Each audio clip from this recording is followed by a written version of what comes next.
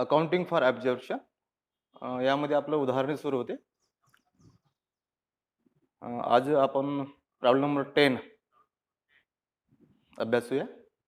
बघू की problem number next या प्रॉब्लेममध्ये आपल्याला काय दिलेलं आहे आणि त्यानुसार आपल्याला त्याचं सोल्युशन कसं करायचं ते आज आपण बघूया. तर प्रथम जो काही आपल्याला प्रॉब्लेम दिलेला आहे तो प्रॉब्लेम आपण प्रथम समजून घेऊ. ठीक आहे. तर बघतो आपण की आपला जो काही प्रॉब्लेम दिलेला आहे तो प्रॉब्लेम असा आहे.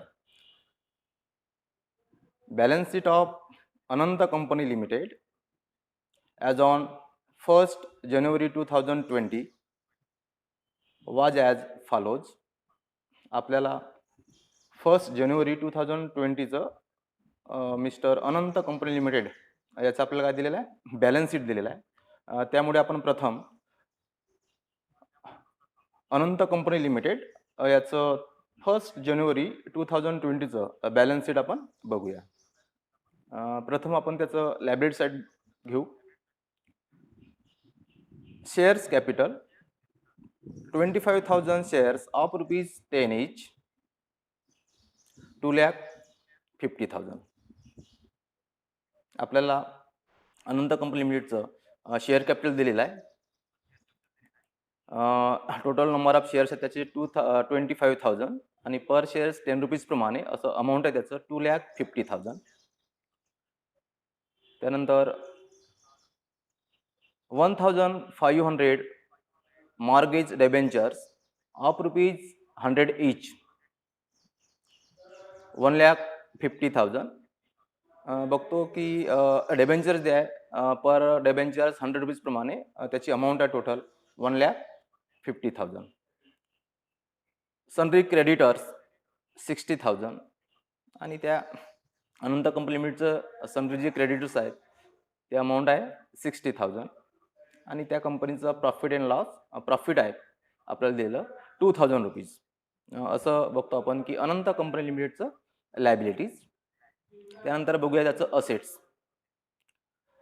असेट्समध्ये आपल्याला दिलेलं आहे land and building 94,500, plant 2,03,000, stock 70,000, sundry debtors 75,000, cash at bank 19,500. बघतो आपण की अनंत कंपनी लिमिटेडचं आपल्याला असेट दिलेलं आहे. त्या असेट मध्ये बघतो आपण land and building, plant, stock, sundry debtors, cash at bank असं सर्व असेट्स बघितलं आपण. त्याची टोटल अमाऊंट जी बघतो आपण की 4,62,000. आणि तसंच लायबिलिटी सुद्धा बघतो. टोटल लायबिलिटीज बघतो आपण की तुम्हाला दिलेला आहे 4,62,000. अशा पद्धतीने बघतो आपण की मिस्टर अनंत कंपनी लिमिटेडचं आपल्याला 1st January 2020चं आपल्याला बॅलन्स शीट दिलेलं आहे. त्याचं आपण लायबिलिटीज कुठल्या आहेत आणि असेट्स कुठले आहेत ते आपण बघितलं. त्यानंतर समोर बघतो आपण best company limited purchase the business of Anant company limited on the above date on the following conditions. बघतो आपण की बेस्ट कंपनी लिमिटेड काय करत आहे की या अनंत कंपनी लिमिटेडचं बिझनेस तो परचेस खरेदी करून आलेला आहे on the above date on the following conditions. आपल्याला जे वरती आपल्याला डेट दिला त्या डेटला तो काय करताय खालील कंडिशन प्रमाणे तो काय करताय खरेदी करताय. मग कंडिशन कुठली आहेत त्याचं तर बघतो. Number 1, every share holders of Anant limited to get 1 share of best limited each of ₹10, ₹7.50 paid for every share held. तर बघतो की जेव्हा बेस्ट कंपनी लिमिटेड अनंत कंपनी लिमिटेडचं जेव्हा बिझनेस परचेस करतो तर बिझनेस परचेस करीत असताना त्याचं जे कंडिशन होतं त्यामध्ये पहिला जे होतं की every share holders of Anant company limited to get 1 shares. तर बघतो आपण इथे की अनंत कंपनी लिमिटेडचे एव्हरी शेअर होल्डर्स प्रत्येक शेअर होल्डर्स त्यांना किती 1 शेअर्स मिळून राहिलेला आहे कोणाकडून बेस्ट कंपनी लिमिटेड कडून. आणि त्या शेअरचं बघतो आपण की प्राइस आहे ₹10 प्रमाणे. पण तो किती प्रमाणे पेड करून राहिला 7.50 प्रमाणे. त्यामुळे आपण अनंत कंपनी लिमिटेडचं जेवढे काय शेअर्स असतील तेवढे शेअर्स त्याला तो इश्यू करत आहे आणि इश्यू करत असताना बघतो आपण की त्या शेअरची किंमत किती 7.50 येतो म्हणून तो पे करताय. त्यामुळे आपण प्रत्येक शेअर होल्डर्सला एक शेअर याप्रमाणे तो काय करताय शेअर्स तो देत आहे आणि पर शेअर 7.50 पर्यंत पे करताय. तर त्यामुळे बघतो आपण की जेवढ्या काय त्याचे नंबर ऑफ शेअर्स असतील तेवढे शेअर्स घेऊ आणि पर शेअर्स अमाऊंट आहे इथे 7.50 पर्यंत पे करताय, असं त्याचं मोड ऑफ पेमेंट असेल. त्यानंतर दुसरी जी कंडिशन आहे दिलेला त्याने to discharge the debenture holders of Anant company limited by issuing the same number of debentures in base limited face value being ₹90. तर बघतो की दुसरी जी कंडिशन आहे परचेस करत असताना की अनंत कंपनी लिमिटेडचे जे काय डेबेंचर होल्डर्स आहे त्यांना तो काय करताय डिस्चार्ज करताय आणि हे डिस्चार्ज करत असताना बघतो आपण की तो कसं डिस्चार्ज करून राहिलेला आहे by issuing the same number of debentures in best limited. तर बघतो आपण की जेवढ्या काय त्याचा नंबर डेबेंचर्स नंबर असतील जसं बॅलन्स शीटमध्ये बघतो आपण की डेबेंचर्स किती आहेत टोटल त्याचे 1500. तर तेवढेच सेम नंबर काय करताय तो बेस्ट कंपनी लिमिटेड क्रेता कंपनी त्याला तो इश्यू करताय. परंतु इश्यू करत असताना पर डेबेंचर्स किती प्रमाणे बॅलन्स शीटमध्ये बघतो आपण की तुम्हाला दिलं होतं डेबेंचर्स पर डेबेंचर्स ₹100 प्रमाणे. परंतु बघतो आपण इथे की क्रेता कंपनी काय करताय की त्याचा डिस्चार्ज करत असताना त्याला सेम नंबर्स म्हणजे 1500 डेबेंचर्स तो त्यांना इश्यू करताय. परंतु इश्यू करत असताना बघतो आपण त्याची फेस व्हॅल्यू किती बिंग ₹90 प्रमाणे. त्यामुळे बघतो आपण की 1500 इंटू 90 पर्यंत डेबेंचर्स तो पे करेल. आणि यावरून आपल्याला कॅल्क्युलेट परचेस कन्सिडरेशन आपल्याला परचेस कन्सिडरेशन त्याचं पीसी काढावायचं आहे and give journal entries in the books of Anant limited आणि अनंत कंपनी लिमिटेडच्या पुस्तकामध्ये आपल्याला रोजकीर नोंदी द्यावायच्या आहेत.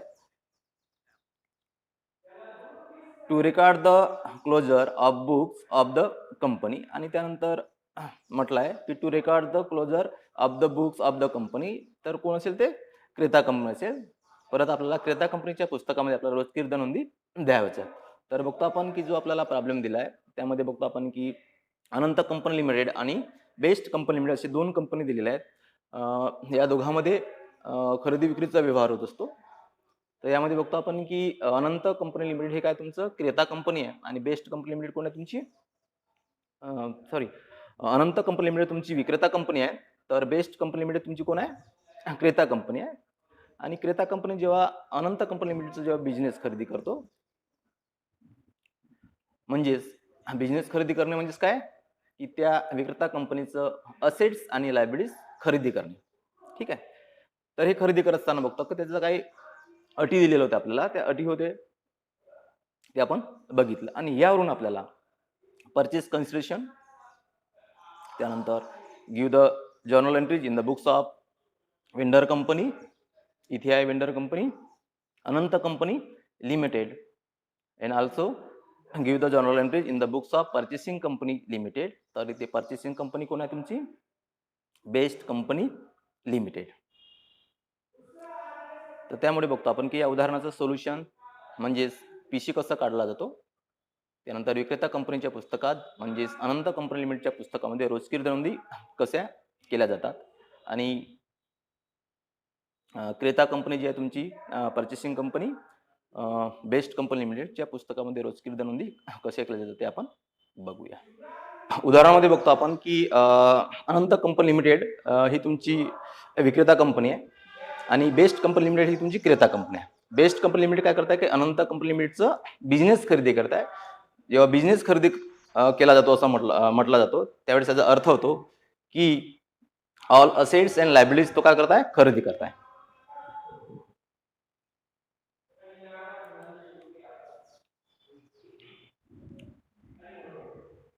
ऑल असेट्स आणि लायबिलिटीज तो खरेदी करताय.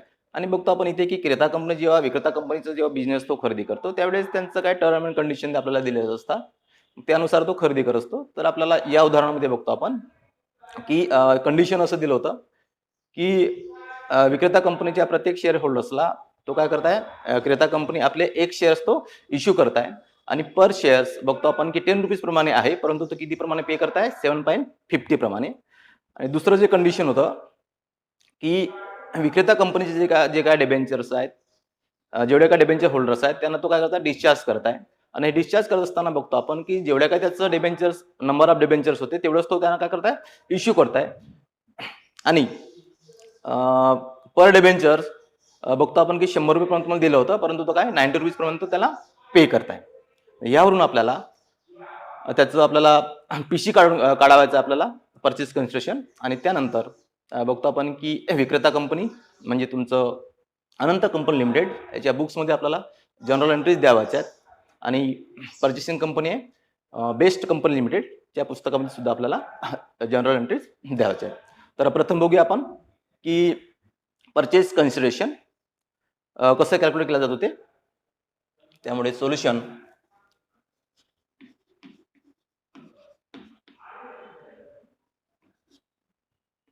Problem number 10.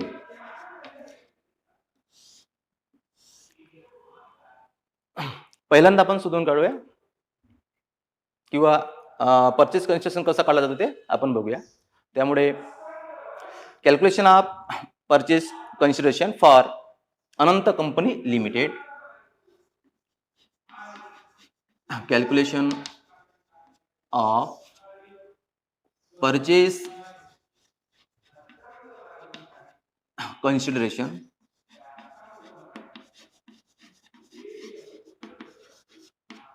for Anant company limited. सर्वांना माहित आहे की आपण परचेस कन्सिडरेशन कसं काढतो की asset taken over less liabilities taken over या सूत्राचा आपण उपयोग करतो आणि त्याचा परचेस कन्सिडरेशन आपण शोधून काढत असतो. तर asset taken over less liabilities taken over. त्यामुळे क्रेता कंपनीने बघतो आपण की कुठली असेट त्यांनी खरेदी केलं ते लक्षात घेतो आणि क्रेता कंपनीने कुठली लायबिलिटीज त्यांनी स्वीकारल्या किंवा खरेदी केलेल्या ते लक्षात घेतो. आणि असेट्समध्ये आपण लायबिलिटीज खरेदी केलेली काय करतो आपण वजा करत असतो. तर फर्स्ट असेट्स टेकन ओव्हर या हेड खाली बघतो आपण की त्यांनी कुठली असेट त्यांनी खरेदी केलेली आहे.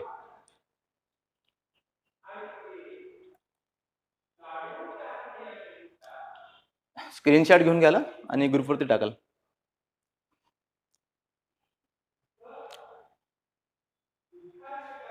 असेट्स टेकन ओव्हर बघतो आपण इथे की क्रेता कंपनीने विक्रेता कंपनीचं असेट त्यांनी खरेदी केलंय. कसं खरेदी केलं तर बघतो आपण की क्रेता कंपनी काय केलं आहे की विक्रेता कंपनीचं ऑल असेट त्यांनी ऍट बुक व्हॅल्यूनुसार त्यांनी खरेदी केलेलं आहे. आणि बॅलन्स शीटमध्ये बघतो आपण तर तुम्हाला लँड बिल्डिंग प्लांट, त्यानंतर बघतो आपण की स्टॉक आहे, सन्ड्री डेप्टर्स आहे आणि कॅश एट बँक आहे इत्यादी असेट त्यांनी काय केलं खरेदी केलेलं आहे. त्यामुळे आपण त्याचं एकतर आपण टोटल अमाऊंट लिहू शकतो, अदरवाईज आपण इंडिव्हिज्युअल असेट दाखवून तसं सुद्धा आपण ते दाखवू शकतो. तर इथे बघतो आपण की टोटल त्यांनी असेट्स खरेदी केलेला आहे ती आहे 4,62,000चं. त्यामुळे आपण ऍट बुक व्हॅल्यू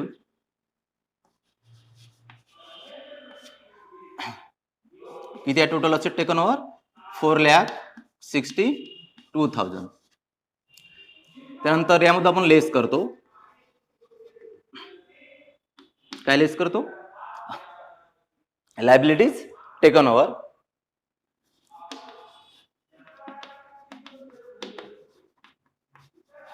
मग बघतो आपण इथे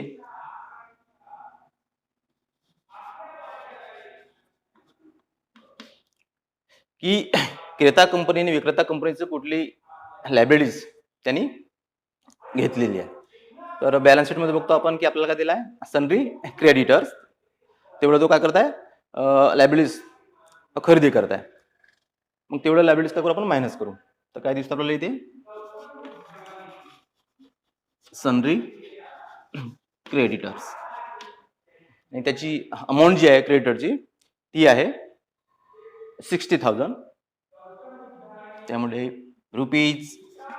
₹60,000 काय करू आपण मायनस करू. इथे बघतो आपण की टोटल असेट टेक ओव्हर त्याचा अमाऊंट आहे 4,62,000 and total liabilities take over आहे 60,000. त्यामुळे आपण asset take over less liabilities take over करूया आणि आपल्याला मिळेल नेट असेट्स मायनस जर केलं तर आपल्याला मिळतो रुपीज 4,02,000 आणि हे असेल नेट असेट्स. ठीक आहे. तर बघतो आपण की त्या कंपनीचं बघतो आपण की टोटल नेट असेट जे आहे ते किती आहे 4,02,000.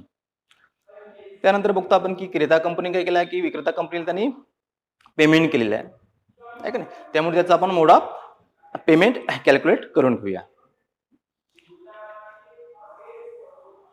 त्यानंतर मोड ऑफ पेमेंट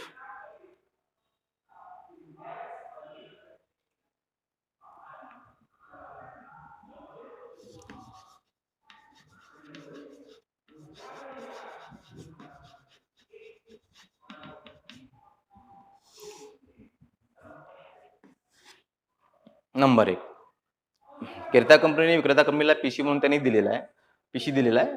तर तो पीसी दिसताना पेमेंट कसं केलं ते आपण त्याचं मोड ऑफ पेमेंट कॅल्क्युलेट करून घेऊया. तर बघतो first share holders of Anant company limited share holders of Anant company limited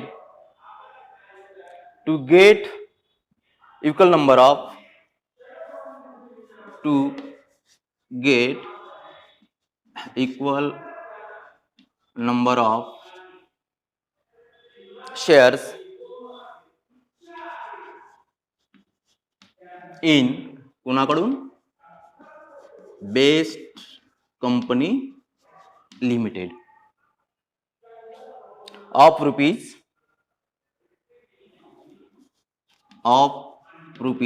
10 at किती प्रमाण तो पे करताय तर rupees 7.50 at rupees 7.50 per share.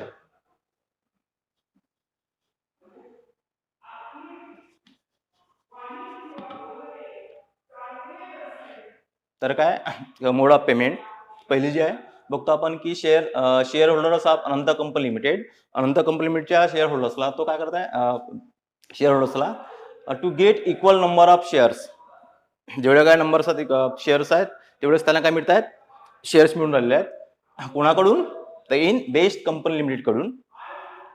आणि बघतो आपण त्या शेअरची व्हॅल्यू किती आहे 10 रुपीज प्रमाणे पण तो किती रुपये प्रमाणे तो पे करताय 7.50 प्रमाणे. त्यामुळे बघतो आपण की टोटल नंबर ऑफ शेअर्स त्याचे किती आहेत 25,000 शेअर्स इंटू 7.50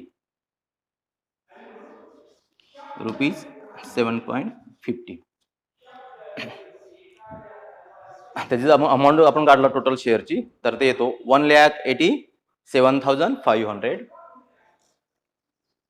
रुपीज 1,87,500. ठीक आहे. आणि त्यानंतर दुसरं त्याने काय केलं आहे की डिबेंचर होल्डर्स तो डिस्चार्ज केलेला आहे त्यांचं त्यांनी पेमेंट केलेलं आहे. Number second debenture holders of Anant company limited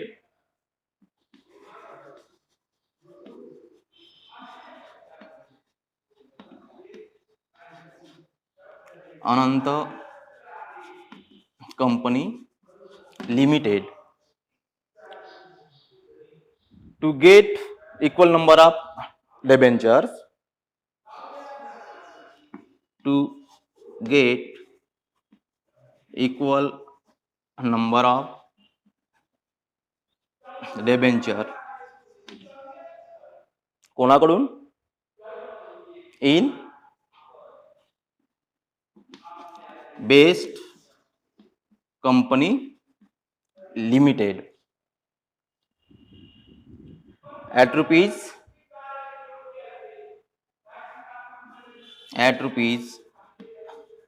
90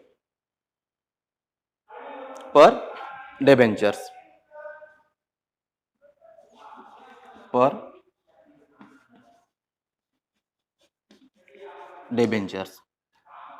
मग बघतो आपण की विक्रेता कंपनीचे टोटल डेबेंचर्स किती होते, तर ते होते 1500 आणि तो तेवढेच काय करता डेबेंचर्स त्यांना तो इश्यू करताय आणि पर डेबेंचर्स किती प्रमाणे ₹90 प्रमाणे असं टोटल अमाऊंट डेबेंचरची तो किती अमाऊंट पे करताय 1,35,000 1,35,000. त्यानंतर आपण टोटल शेअरची अमाऊंट आणि टोटल डेबेंचरची अमाऊंट यांची आपण बेरीज करू. तेवढं त्याने काय केलं, टोटल अमाऊंट त्यांनी पे केलं आहे. मग 1,87,500 प्लस डेबेंचरची अमाऊंट आहे 1,35,000. या दोघांची काय करू आपण बेरीज करू. असं टोटल 3,22,500 रुपीज 3,22,500 रुपीज असं टोटल त्यांनी काय केलं पे केलं आहे. म्हणजे त्यांनी त्याचं परचेस कन्सेशन क्रय प्रतिफल. मग त्यानंतर परत बघतो आपण की आपण नेट असेट काढलं, त्याचं नेट असेट किती आहे आणि त्यानंतर त्याचं पीसी काढलं आपण टोटल पेमेंट. तर बघतो आपण की नेट असेट इथे दिसतो आपल्याला की ₹4,02,000 रुपीज त्याचं नेट असेट आहे आणि त्यांनी पे किती केलं आहे परचेस कन्सेशन ₹3,22,500. तर या दोघांचं आपण नेट असेटचं आणि परचेस कन्सेशन याचं जर ऑब्झर्वेशन केलं तर आपल्याला दिसतो की नेट असेटपेक्षा त्याचं पीसी काय कमी आहे.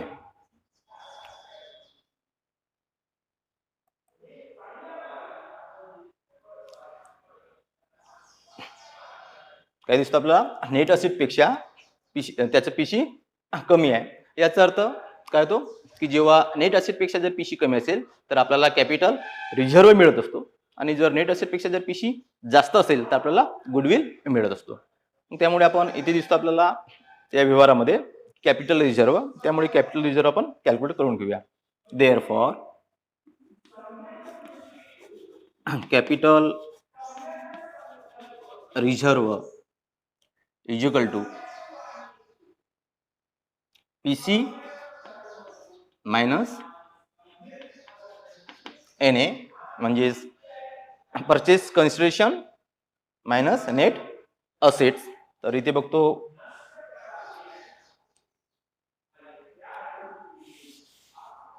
कॅपिटल रिझर्व्ह काय की net assets minus purchase consideration. त्यामुळे नेट असेट्स मायनस पीसी, कारण की बघतो आपण की नेट असेट पेक्षा त्याचं पीसी कमी आहे. त्यामुळे आपल्याला कॅपिटल रिझर्व्ह मिळेल आणि कॅपिटल रिझर्व्हचा जो फॉर्म्युला आहे capital reserve is equal to net assets less capital purchase consideration. त्यानुसार आपण कॅपिटल रिझर्व्ह किती आहे ते आपण कॅल्क्युलेट करून घेऊया. तर नेट असेट बघतो आपण आपल्याला दिलेला आहे 4,02,000 लेस पीसी आहे त्याचं 3,22,500 आणि ही जर अमाऊंट आपण मायनस केलं तर आपल्याला मिळेल कॅपिटल रिझर्व्ह आणि मायनस जर केलं आपण तर आपल्याला मिळतो डिफरन्स त्यामधलं 79,500 79,500.